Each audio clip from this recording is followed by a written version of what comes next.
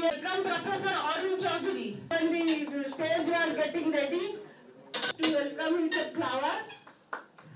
प्रति वर्ष मे 29 तारीख आम ऑब्जर्व करूँ as world digestive health day. एथर थीम हूँ your digestive health make it a priority.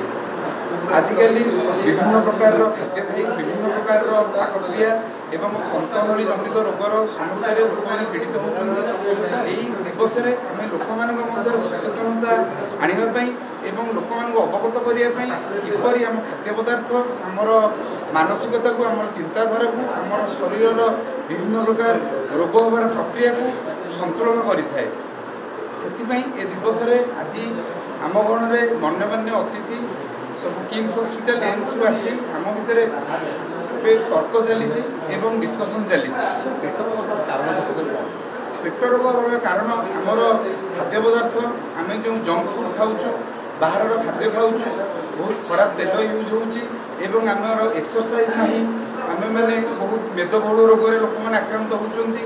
यथा खाद्य पदार्थ जो आमर मेदबहुलता जहाँकि ओबेसिटी एवं उच्च रक्तचाप जनित रोग एवं हृदय जनित रोग हार्ट रोग यही सब रोग उच्च कोलेस्ट्रॉल सब प्रकार रोगर कारण हूँ आम खाद्य एवं आमर एक्सरसाइज व्यायाम जोटा कि आजिकल समय बहुत अभाव देखा जाउची एवं से विषय लोक सचेतन करने यही दिवस मूल उद्देश्य एवं लक्ष्य।